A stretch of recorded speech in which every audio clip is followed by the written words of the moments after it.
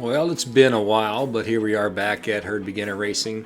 This is Division C. No, it's not Category C. It's Division C within Herd Beginner Racing, which allows a max ERS of 225. I thought I'd join this race. I haven't been in a race in a good 90 days, and already started off too much. Did not mean to lead people out, but we'll give them a chance to catch up here. I really just joined this race because Lori was in this race, another herd rider. She'll be in also the black and red herd racing kit. My initial plan was to just stay with Lori and see what happens, and Lori ended up actually having a pretty good race.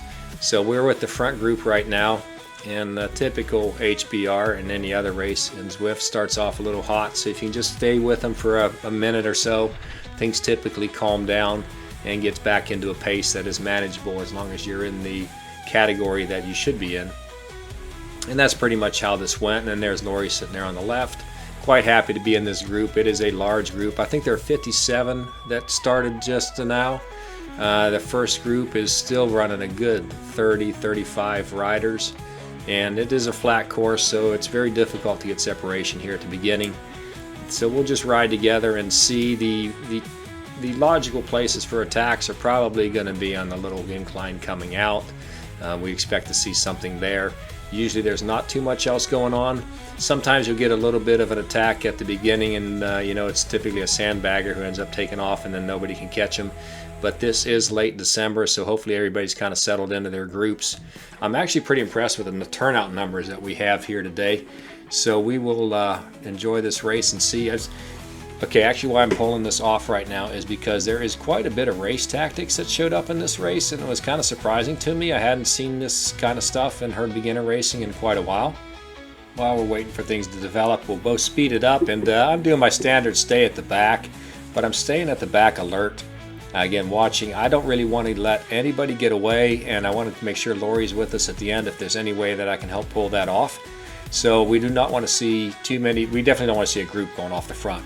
And if you guys pass us going kind of fast, and we're just waiting to see what is going on, but nobody really attacked too hard at that moment.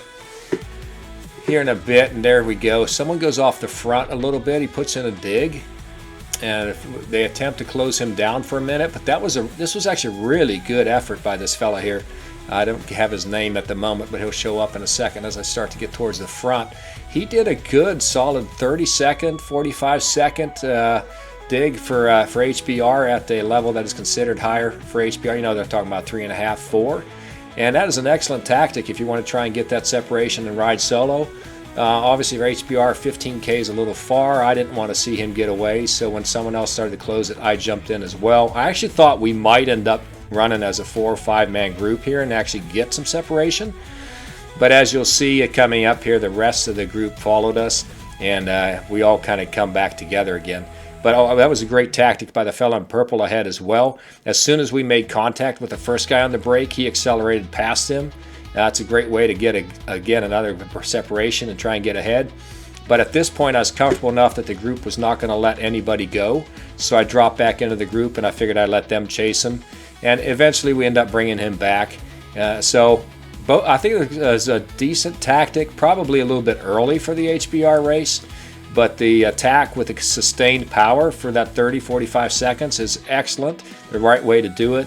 The attack over the top is another really good thing to do, and I hadn't really seen either one of those in HBR races before, so it was neat to see tactics start to develop at these races. It could be racers that have been gone all summer and are coming back, because I did a whole lot of spring-summer HBR races, and if that's the case, that is good, because what's going to happen is folks are going to see this and they're going to learn from it, and that's what we want. We wanted this racing to continue to get better and better. We don't really want everybody running around HBR at just maximum power, and whoever can max power around the course wins. That's really not cycling. I like cycling for the tactics. That's really why I enjoy the sport we have, and I especially like the team tactics, which is why I encourage everybody to get involved on teams, whether it's team time trials on Thursday nights or all the other options that you have available. Go ahead and look through there. You can find good teams everywhere. All right, now we're getting to a dangerous point here as we're approaching the climb. I don't want to be this far back, so I'm going to start moving towards the front because I don't want to have an attack go off the front and I won't be able to cover it. So after the 2 attacks we saw earlier, I figure someone's going to do something on this climb, I get a little bit anxious every time someone goes flying past me like they did there. But the goal here, and even Lori's toward the front here because she knows that her downhill is the problem, being a lightweight rider, that people can get away from her on the downhill side, so she needs to be towards the front on a climb. There's a little bit of pressure going on, but no one really goes crazy on any of it. I mean, I saw 4 there. I'm not sure if that purple is the same purple or not. I went because, again, I'm hoping to get separation. 35-person group is just way too much to bring to the finish.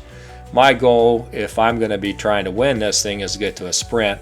So I appreciate the separation here. I really feel like we've gotten it down to about 15, 16 riders as we're going over the top. That's a whole lot better than 35. And now it's a matter of trying to stay with them. And look at that, Lori's right there with us. She really played that climb extremely well. It is easy for her. She can climb because she's light, but it's easy for her to get dropped on this downhill side if anybody puts power on the downhill. And to have her in the front group at this stage of their race is excellent. I had to put a little dig here as I got a little lazy and fell off the back. I'm pushing farther than I wanted to. I really didn't want to re-racing, quote unquote, this race. I was hoping to keep my heart rate around 160, and people are really pushing this thing. I mean, I'm up to 177. I don't remember what my average ended up being, but it was higher than the 160. 160 was what I was after, not 169, 160. But I've got to stay with this group at this point. Lori is not going to be able to sprint it. The question is someone going to make an attack now on the false flat that we have coming up here after we turn right back into the desert? This is just an area you have to pay attention to because you can't get folks to roll away from you depending on your weight on some of these downhills. We're going to head up into the uphill climb, and I'm just doing what I like to do, staying in the draft. Lori's staying in the draft. We're just conserving. I'm very concerned about that attack because I don't really want to cover anybody. If I cover folks on the false flat and heading into it, it's really difficult for me to have a good sprint. And being off the bike, as I said, I really haven't done any serious training in a good 90 days. I've done a zone 2. I've been riding about once a week. So I'm feeling this a little bit. I liked, again, to see the separation into a smaller group, and I'm seeing the numbers. We've got it, but folks are trying their best to close it. Now, when we hit this false flat, they really start to pick it up, as they typically do. You're going to see the watts going up higher. I don't want to cover any front moves, but there is someone getting off the front. The thought process I'm having now is I really want a sprint finish, and I want to save my legs for a sprint finish. But if you let somebody go off the front, then it pretty much eliminates the opportunity for a sprint finish because someone's going to win it on that attack. And look, he's really got some distance going. And though I thought about going after him, I really was feeling kind of lazy, so I figured second is good enough, and I'll just end up staying with this group. And then someone else starts to make a move. Now we got 2 off the front. Now we're looking at 3rd place, and 3rd place is really a rather boring place to be. I'm trying to sort out what to do. I don't want to do anything before 2K because that's too far out for me to make an attack, especially when these guys are doing that. Of course, it's not even an attack. At this point, I'm just covering. And we start to close the gap a little bit, so I get encouraged by that. Maybe this group's going to close it up and we can have a sprint finish. But as these kilometers are ticking by for me, miles for all you Imperial people, but as they're ticking by, I'm realizing something's got to happen. So when these guys go, I go. I figure if we can at least take it to a 4-man group, it gives a better opportunity. Then we end up dropping. He came back. You're looking good until we got swarmed by the back group, and then I realized all I did was pull them up here.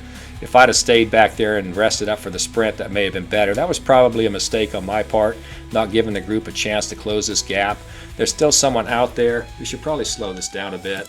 I don't want to attack first here, but I can't attack last. Somebody went, so I had to go. I figure the guy who took off is probably long gone, but I know I have power. Now I can get through most of these guys.